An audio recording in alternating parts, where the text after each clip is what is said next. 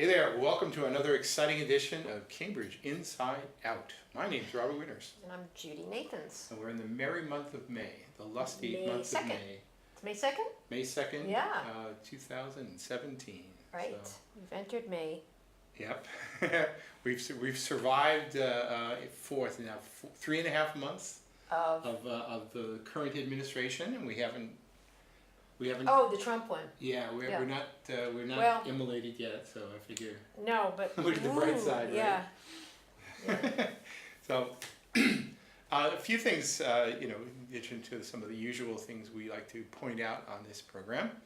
I think one thing maybe we should just sort of start off right now is something that I think goes beyond political rumor, but it's actually, I think it's now established, is that there was at the City Council's goal-setting meeting last Thursday. Oh, it was last Thursday. I heard this from multiple sources. Okay. Is that City Councilor Judy Nathans has let it be known to his colleagues that he is not going to seek re-election.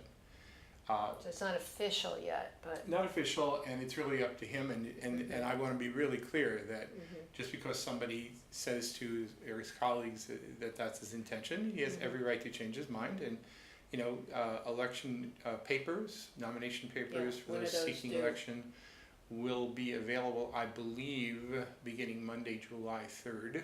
So that's a ways off. When's the official cutoff? And you got to get them in by July 31st. Oh, So I think that's a long Friday. time away. Yeah, so it's 4 months. weeks. Yeah, there's a 4-week period when 4 week people need for- gather yeah. signatures, whatever. So Okay. just because somebody says, I don't think David Marr is going to change his mind and decide he's going to run again, but I don't think everybody has a I thought right he to. couldn't.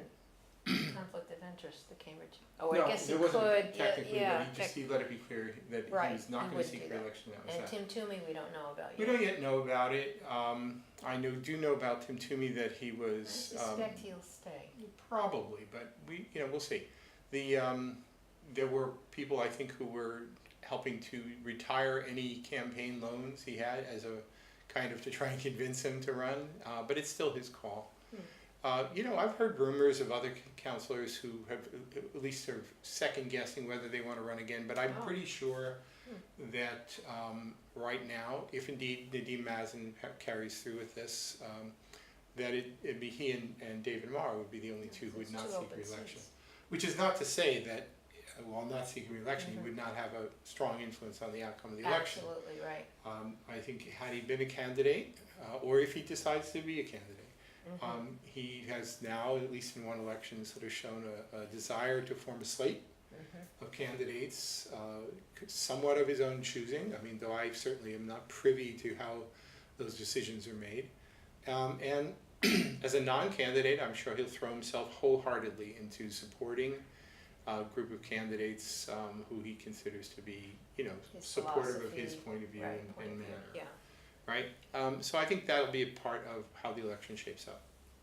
Interesting. In my view. It's a big change, should it carry out You as it reminded appears me to. that there have been 2 vacancies in the recent years, because I asked you about that. Yeah, the thing is that's one thing that needs to be said, and I suppose in the coming months we'll probably talk more about some of the mechanics of PR elections and whatnot. Oh yeah, that came up actually. Well, we'll talk Yeah. about that in a minute. Right, but one thing it is true is that if all incumbents are running for re-election, it's pretty difficult to break in. You pretty much have to bump somebody off, Right. and it's usually somebody whose support has been waning for whatever reasons, and Yeah. you still have to run a really strong campaign to do it. It's not easy. But each time there's a vacancy, it not only, well, obviously if there's a vacancy, there will be one new face, right? But the thing is, with each additional vacancy, there's, as I've said for many years, I said there's more fluidity in the votes. In other words, there's more voters who might have voted for somebody previously who's now no longer running. Right. Those voters are free to make other choices. Right. But with more vacancies, it brings out more candidates, and it tends to be the case that many voters will check out some new candidates.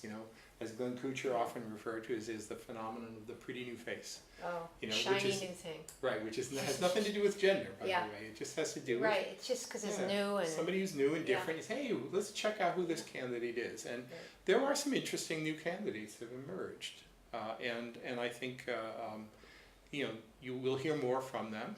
you know. Well, I'm really looking forward to the forums. That's where I really learn the most. To Yeah, see how yeah. people respond. And we've probably talked about this Yeah. some in the past, but you know, I remember back in the days when I was a candidate, forums were actually reasonably well attended, and there were more of them. Depends on who is organized it with, Yeah. depending on the attendance. And as a candidate, forums actually served a pretty important function for new candidates in that, Yes, honestly, even if you come in, you know, all, you know, full of vigor for some issue, you gotta get most your new name out there. most new candidates actually have relatively low information on a broad Right. range of issues, because they're basically coming in because they're interested in something or maybe a few Right. things, right? And they're, So when you as a new candidate listen to other candidates and listen to the questions from the public, it's actually an educational experience. I think it's actually an important part of the grooming of candidates to perhaps, you know, should they be elected, actually be a real city councilor. So, right. you know, and I certainly saw things. I mean, it was always kind of funny for me if I would say something as a candidate at one forum, and then the following day a candidate who didn't have much to say When then you says could something that's pretty much replicate. what I said. Yeah. And so you know, Yeah. listen, it's fair. Yeah, You know, it's yeah. like borrowing Yeah. genres of music. You know, Right. the thing is Well, sometimes you get sued, that depends. right, but it doesn't work that way in politics. No, You know, right. you can adopt another person's point Idea, of view and right, an or an idea. idea. And you shouldn't claim it as your own. You should Right, give a nod to the other candidate. yeah, But you know, there's another thing too, which is I always say that candidates, when they're on the stump or going to candidate forums, they're actually developing relationships with each other. Now, sometimes these areas clashes, to be sure, but for the most part, candidates, when they're all kind of on the tennis tour going for the same tournaments, as so to speak, they kind of respect each other a little bit more than if it was a incumbent city councilor as a council meeting and some cranky future candidate just railing at them at the microphone. You're on a par here, and I think it tends to breed respect. So I think I really hope that a good number of organizations put together some quality forums. well, And I you suspect, can always count on Mid-Cambridge does that kind of table. yeah, I keep a around. calendar for everybody just so they can Porter have Square does a good one. Porter Square usually does a good good one. The Cambridge Democratic City Committee, even though these are nonpartisan elections, there are True. no Democrats and no Republicans. Theoretically, Theoretically, well, you Yeah. might be one, but the thing is, it's irrelevant as far as the municipal elections, and there's no political designations on the ballot, right, right? So you run it. Everybody's running as a nonpartisan candidate. You know, but anyway, the Democratic City Committee used to occasionally run a good forum. You know, I remember doing that in Porter Square at a Masonic temple that's up there. It was a really good venue. You know, the Green Cambridge people right, have they been, do the whole environmental right, one. so they're very thematic Yes. in what they do. There'll be Yeah. other entities that are very issue And specific. they have their own candidate this year. Well, Sort of. you cannot say that because Well, I would talk I know about he's not running as a Clinton good, Zondervan, but he was the kind of Well, officio head of that. or when started. John Pitkin was a candidate, he had to step away as president of the Mid-Cambridge Neighborhood Association. So he Right, certainly, when the Mid-Cambridge Neighborhood Yeah. Association was oh, having I a understand candidate that, for yeah, him, but he that's was sort of their somehow, favorite yeah, son. but that isn't like focused on one issue, yeah, maybe it's an Right, area, but, right. so it'll be interesting to see that. Yeah, oh yeah, yeah. So, you know, it'll be interesting watching it shape up. I heard from a fellow member of the Cambridge Democratic City Committee, the meetings of which I have been unable to attend because they're when I'm teaching Thursday nights. But I heard that their meetings, which are usually not particularly well attended and not particularly interesting, have been packed. With candidates or people? Not candidates, but I think there's a lot of people. I mean, I haven't been there, so I can't really So say. they're, how often are they? Maybe I should stop in and see what they're you know, like. I think they're maybe every month or two. So I would Google Cambridge Democratic City Committee? They're public meetings. You don't actually have to be a No, I know, but I a just, ward they have a representative. website or something? or- Yeah, Okay. maybe I should start promoting them too. But what I Yeah. think, I mean, I'm guessing a bit here, but I Yeah. did get some feedback from people. I think what's happened is the Trump election has Has kind of energized some mobilized people lots who of people. kind of feel there's almost a state of emergency. Right, So that and even brings though people out. everything is sort of democratic here and people vote sort of the same way, there's still issues to be dealt with. Yeah. And I think also, again, this is secondhand information. I would say that from the kind of the age of many of the new faces, I Very would young. say that there's a lot of the Bernie Sanders contingent who have pretty much taken the word that you're supposed to get involved at the local level, and they're doing it. I think that's actually had some effect in one of our state rep races here. And I think that'll continue to be a phenomenon for a while. Might burn itself out, no pun intended. Yeah, but it is not, it's also a lot of young women were inspired by the whole, I mean, the women's march. I'd like to actually go to, once I can, go Yeah. to one of the meetings just to sort of take a temperature of the room and see if that's really. Well, I would, just let me know, I'd like to go too, I mean. But I heard a friend of mine who's Yeah. a member of Arlington Town Meeting, which are usually pretty boring meetings, those meetings have been packed. Really? Now, do they have a large, is it like the Brookline one, because there's lots of members of that, the town meeting, they're like. Yeah, there's many members, but the thing is that what would Yeah. typically happen is that people who were elected members would only go when there were certain issues that mattered to them. So they wouldn't uniformly go like a typical elected official would be expected to go. You mean they don't have to show up at their own meetings? Because they're not really paid that much like we pay. They're not paying a dime. Yeah, well, it's a town. Yeah, so, New Hampshire, $1 a year, and there's 410 right? of them, yeah, geez, I gotta move to New Hampshire, I could really use that extra income.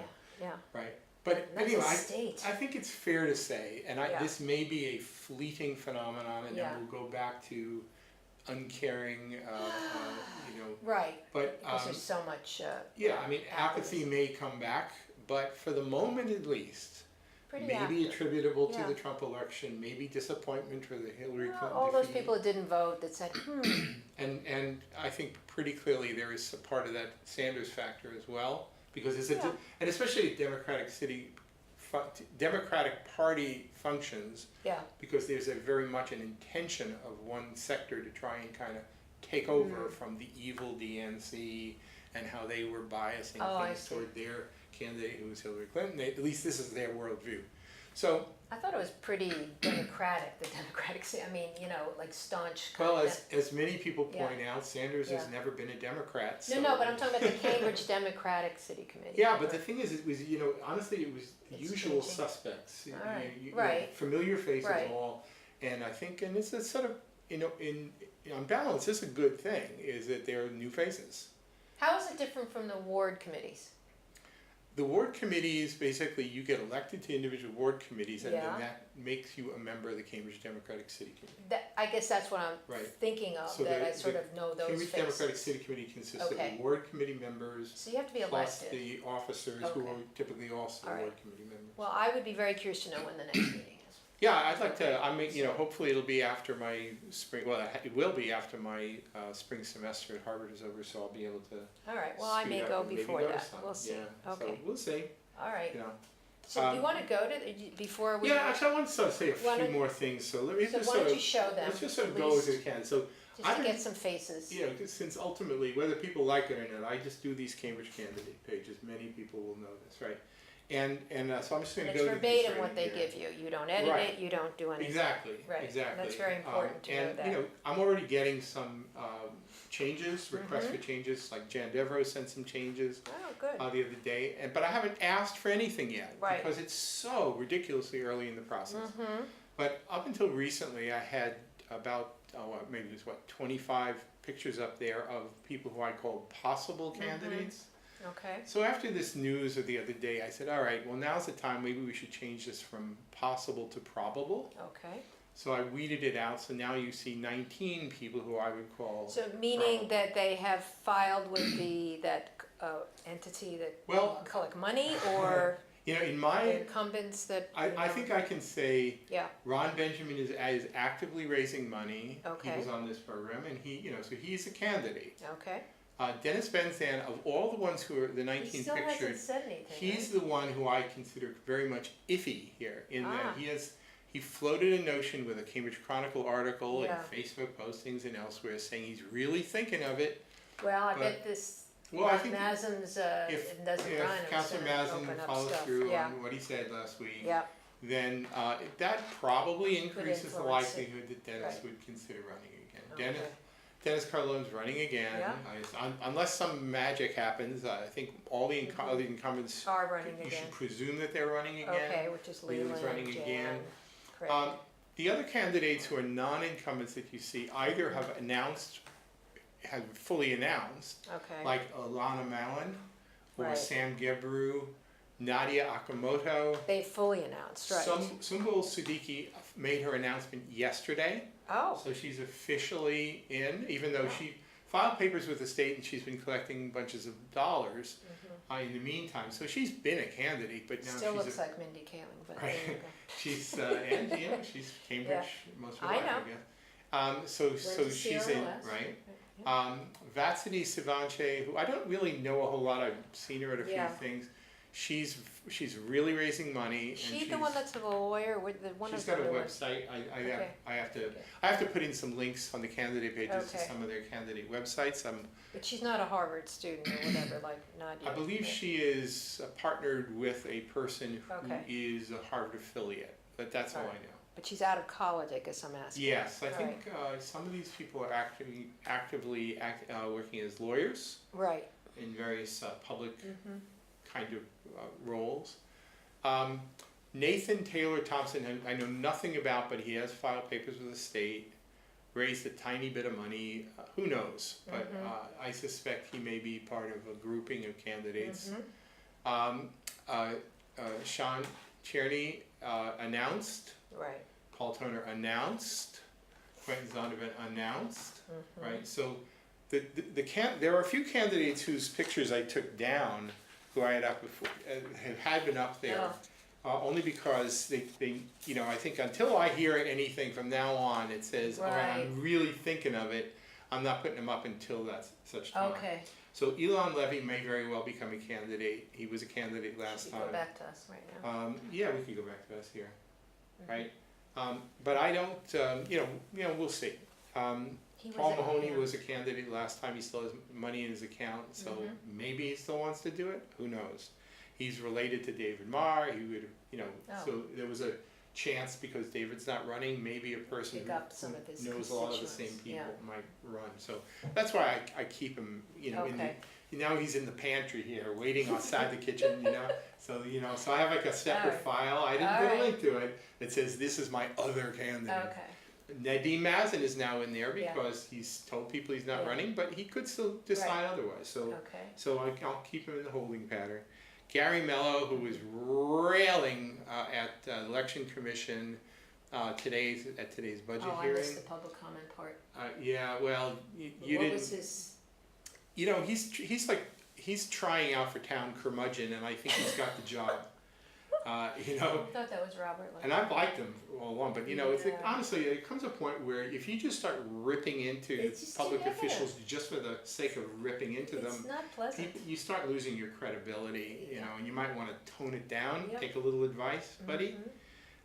Romaine Wade is another candidate who ran last time, So who told me, he says, well, I'm thinking about it, so, but until he says I'm really more than inclined to do it, we'll keep him in the pantry for now. James Williamson seems to run often. He'll usually latch onto some issue. This year it's liable to be things related to Harvard Square and the Curious George building, the Abbott building, the kiosk, and just Harvard Square in general. So he may emerge as a candidate. Again, we don't know until they pull papers and turn in the necessary 50 valid signatures. Doesn't take much to be a candidate in Cambridge, and then there are a few school committee candidates as well who I took off the page. So until we know for sure that they're really going to do it, So as far by my count, there's basically 8 people who are openly said they're seeking a school committee seat, which includes the 6 incumbents. So really, it's only the other 2. You should probably show them just for So I imagine there'll be others. So there's no open seats. No open seats. So basically, and Will is the only. Well, Will MacArthur and Fran Cronin. Oh right, 2 Fran. candidates And in addition to been the 6 previous. incumbents. I was surprised that she wanted to run again for the school committee. I think when you're on and I guess. if don't you get feel like bounced out and finished. you didn't expect to be bounced out, and she didn't expect.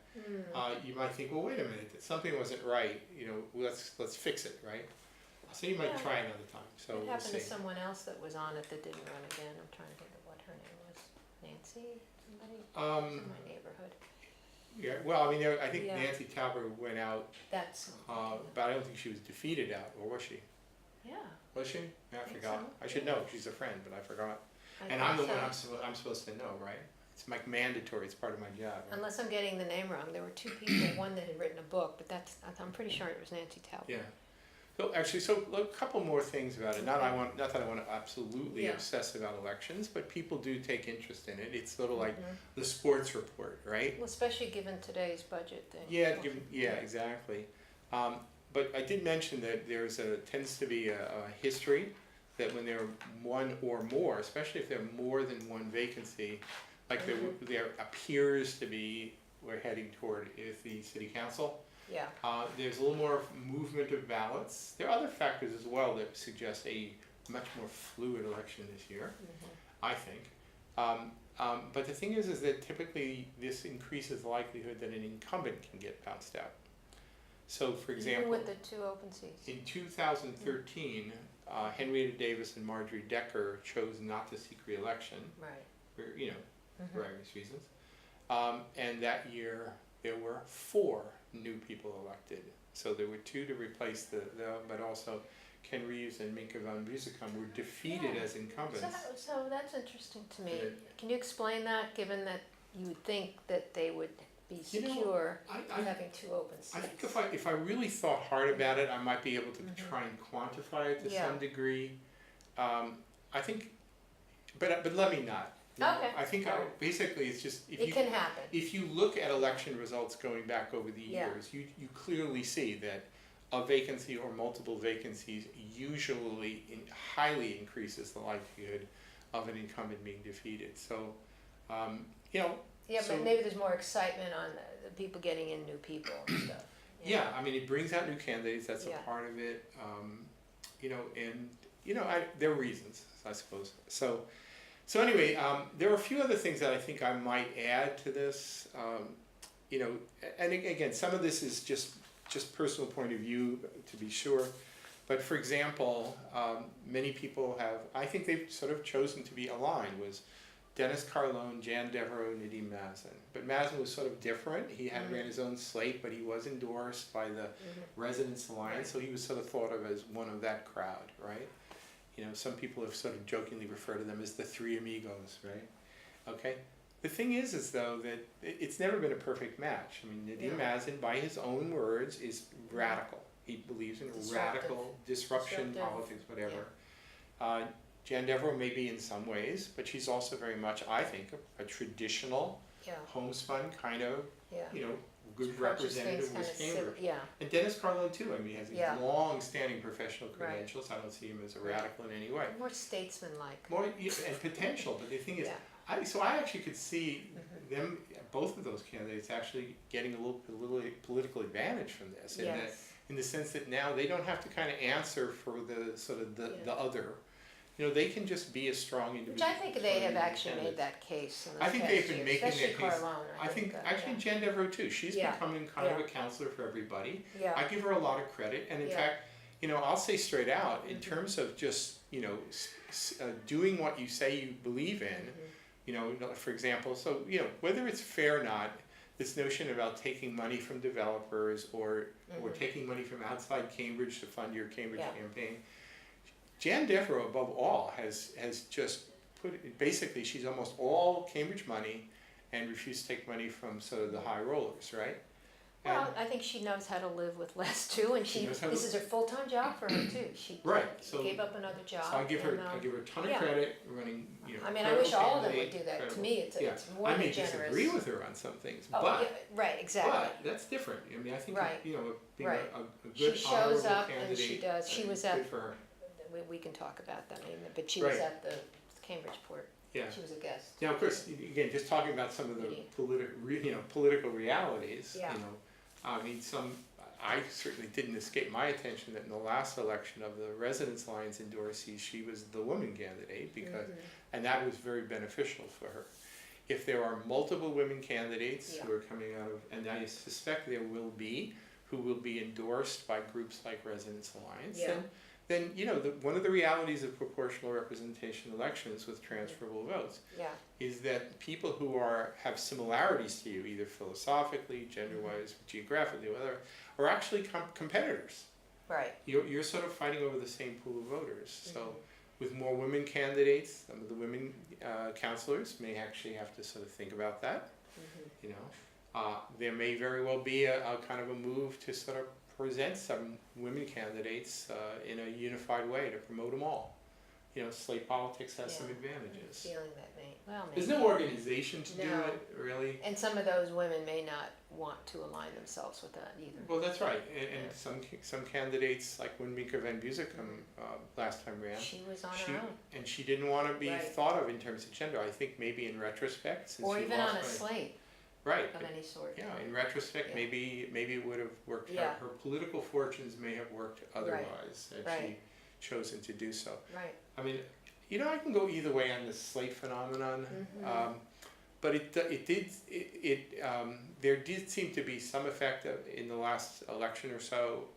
So I think that some of the candidates and organizations will continue to be enamored of the idea. Well, don't you think though with PR that it actually works to the benefit, because then you're potentially it does. if you get over that number Yeah, one. but you have to have allotment. something that actually defines your slate. I think, for Yeah. example, this Yeah. unity slate last time, there may have been sort of a let's all work together kind of feel, but if you said, well, what defines this unity slate, which was you know seven, We're all the incumbents. Right. 6 or 7 We're incumbents, not right? them is what defined them. Yeah. We're not They We're needed not a the little other. better definition, Yeah. right? I mean, the Yeah. residence lines people tend to be sort of capping kind of like development. sort of a ghost of the Cambridge Civic Association. I think that's what people are trying to do at some level. Yeah. At least the residence lines, I think, are sort of trying to sort of Which a lot of people don't declare even know themselves to about. be the new, yeah. Unless you've been here for years and years. But you know, it's a changing political Right. climate, Definitely. and whether it really sells or not, we don't know. Honestly, the Better Cambridge people, they're actually becoming a bit of a political force as well. Oh, So definitely. anyway, we'll be back in a right. few minutes See you. with more. Next segment.